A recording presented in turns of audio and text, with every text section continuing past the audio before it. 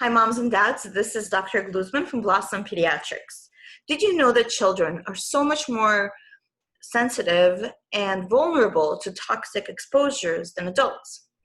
We have a few examples of this from history. For example, in the 1940s, something called DES, which is a synthetic estrogen, was created to promote fetal growth and prevent miscarriages in women. And 10 years later, the women that took the DES, their female children, developed vaginal cancer around when they were 10 years old.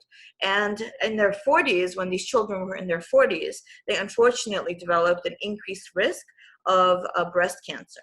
And just 10 years later, in the 1950s, mostly in Europe, thalidomide was a medication that was created for women who were experiencing morning sickness. And this was given in the first trimester. The babies that were born to the moms that received thalidomide had a severely increased risk for developing birth defects where they had short limbs and short upper extremities.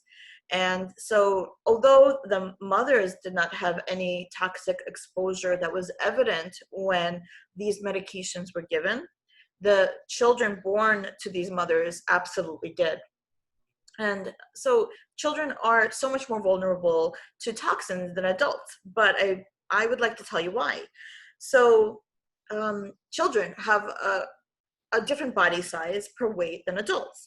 And that means that they're breathing a lot more than adults. A regular respiratory rate of an infant is significantly increased. And so all the toxins in the air environment get into a child a lot more because they're breathing faster than an adult. Food intake. Did you know that children, young children, infants, and kids under 1 year old take about 3 to 4 times more calories per pound than an adult? Meaning that the food that they're taking, they're getting a lot more of it. And this particularly becomes a problem when children have a very large amount of intake of a certain food, such as dairy, juice, or fruits and vegetables. And if these things have tons of pesticides in them, and they're getting so much more than an adult per body weight, their toxic exposure is significant. What about water intake? Well, children are under 1 year old, fluid water intake is about 7 times more per pound than an adult. So if the water that they're drinking is contaminated with toxins that shouldn't be in any infant's body or a child's body, they're getting 7 times more exposure than an adult. Children also have more permeable skin. So the products that we use in our household, the cleaning products, get in through the skin of an infant and a young child so much more than an adult.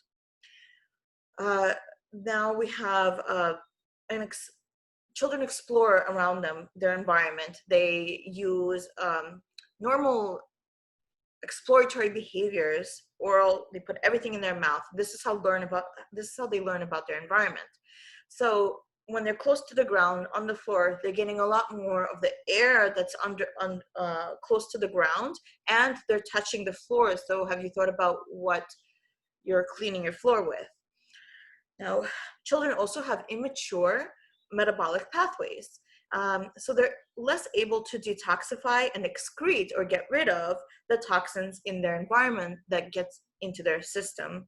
For example, a common pesticide that's used on lawns in America is, it takes about 6 hours for an adult to get rid of half of it. This is called the half-life.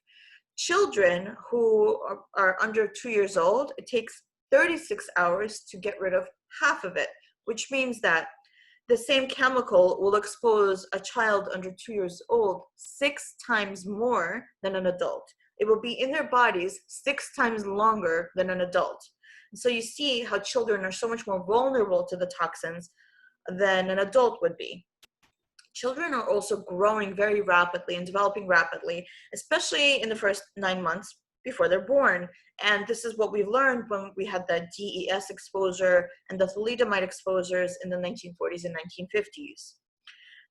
At the first 9 months before they're born, they're so sensitive to the disruptors in their environment at every stage. And we know this when we study pharmacokinetics and pharmacodynamics. Some people are allowed to take certain medications unless they're pregnant. There's good reason for that.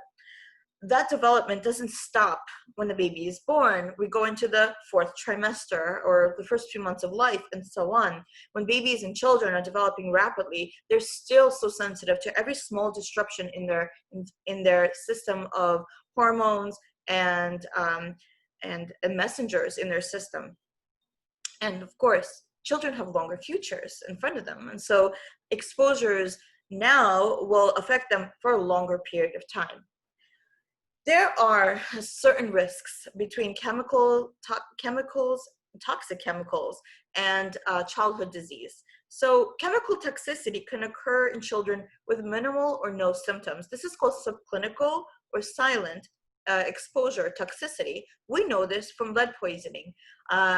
And we know this because between the 1920s and the 1980s, when so much lead was used in gasoline for better engine transmission, IQ values in America, where lead was pumped into the gasoline, decreased by 50% in IQs over 130, and at the same time, increased in IQs below 70 by 50%. This is it's quite scary how much we do know. But children, when they were developing during this time, they didn't have any clinical or obvious symptoms from this.